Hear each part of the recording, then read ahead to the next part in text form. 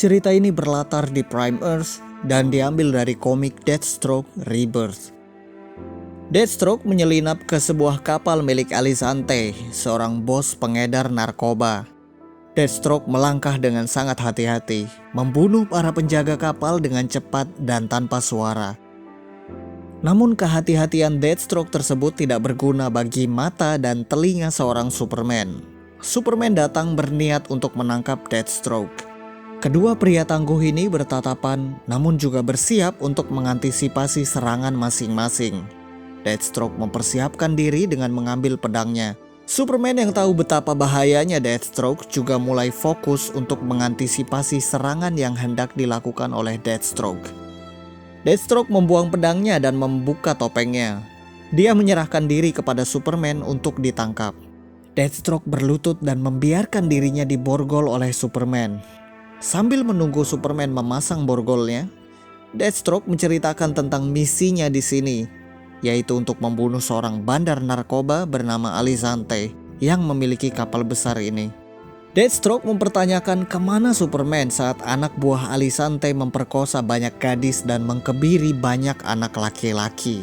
Deathstroke juga mempertanyakan di mana Superman saat Alicante membunuh para hakim di 10 negara. Superman hanya menjawab bahwa dia tidak memiliki wewenang secara hukum untuk menghentikan itu semua. Mendengar jawaban Superman, Deathstroke menembak kepala Superman. Deathstroke mengatakan bahwa dia bersedia untuk ditangkap setelah dia membunuh Alicante. Saat Superman masih kesakitan, Deathstroke melepaskan borgolnya dan mengaktifkan pelindung dari kostumnya. Superman memukul Deathstroke namun dihentikan oleh pelindung yang dipancarkan oleh kostum Deathstroke. Superman mencoba lagi namun hasilnya tetap sama. Deathstroke menghina Superman dengan mengatakan bahwa pukulan Batgirl jauh lebih kuat daripada Superman. Superman mencoba lagi dengan pukulan yang lebih kuat, namun dia tetap tidak dapat menembus pelindung ini. Superman terlihat roboh setelah pukulan ketiga dia layangkan. Ini karena pelindung Deathstroke tadi merupakan pelindung yang memanfaatkan gravitasi dan energi pukulan Superman tersebut dikembalikan ke arah lain, yang berarti energinya mengenai Superman. Deathstroke memanfaatkan momen ini untuk kabur dan bergegas menyelesaikan misinya. Superman baru saja selamat dari energi yang besar yang dihasilkan oleh pukulannya sendiri. Darah keluar dari hidungnya. Berdarah, sebuah sensasi yang jarang dirasakan oleh seorang sekuat Superman. Deathstroke melihat ada sejumlah alat penerang darurat dan dia mengambilnya. Para kru Alicante pada pergi meninggalkan kapal ini dengan sejumlah helikopter. Alicante juga diduga ikut kabur dengan menyamar sebagai kru. Superman terbang ke udara untuk mencegah Deathstroke membunuh semua orang ini. Sementara itu, Deathstroke mencelupkan sejumlah pelurunya ke cairan hijau. Di luar, sejumlah roket mengarah ke helikopter-helikopter milik Alicante. Beruntung, ada Superman di udara dan dia menghentikan roket-roket ini dalam meledakkan para anak buah Alicante yang berada di sejumlah helikopter yang sudah mulai mengudara. Deathstroke lalu menonaktifkan sistem pendingin reaktor yang ada di kapal ini. Superman yang sudah selesai berurusan dengan roket di udara tadi mulai menerobos masuk ke dalam kapal untuk menangkap Deathstroke. Deathstroke melesatkan sejumlah tembakan dengan peluru berwarna hijau ke arah Superman. Melihat warna pelurunya, Superman refleks langsung melindungi dirinya dari peluru-peluru ini dengan besi dari kapal yang dia hancurkan tadi.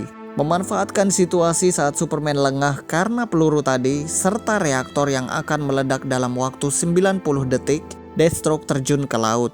Menyadari bahwa dia tidak merasakan efek kryptonite sama sekali, Superman mengambil peluru-peluru hijau yang ditembakkan oleh Deathstroke tadi. Superman murka saat menyadari bahwa dia baru saja ditipu oleh Deathstroke dengan menggunakan peluru yang diwarnai dengan warna hijau dari bahan lampu darurat. Deathstroke menemukan sebuah kapal selam yang meluncur setelah dia menonaktifkan pendingin reaktor tadi. Deathstroke membuka kapal selam ini. Dia menemukan targetnya di dalam kapal selam ini, Alicante, sang bandar narkoba. Tanpa membuang-buang waktu, Deathstroke langsung menembak Alicante berkali-kali untuk memastikan misinya selesai.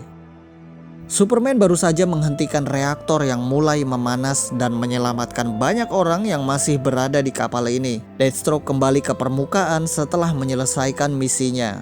Dia kembali berhadapan dengan Superman.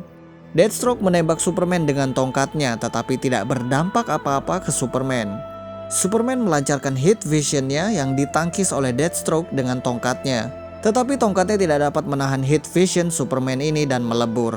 Superman tetap melesatkan heat visionnya, namun kali ini ditangkis Deathstroke dengan menggunakan pedangnya yang berbahan promethium. Pedang ini menyerap energi Krypton yang dilesatkan oleh Superman. Deathstroke menggunakan pedang ini untuk menebas Superman yang berhasil membuat Superman berdarah. Superman dengan cepat menangkap Deathstroke.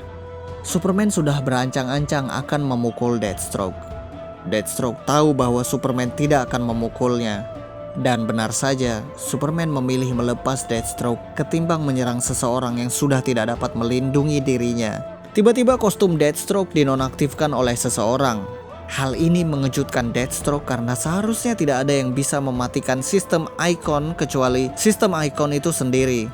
Ternyata yang mematikan Icon sistem di kostum Deathstroke adalah anaknya sendiri, Jericho. Superman lalu memukul wajah Deathstroke yang sudah tidak dilindungi oleh Icon Suit lagi. Dan dengan begitu, Superman berhasil mengalahkan Deathstroke. Cek juga playlist berikut untuk menonton cerita lain dari komik Rebirth. Cek channel saya untuk cerita-cerita dari komik DC, Marvel, dan The Boys. Terima kasih.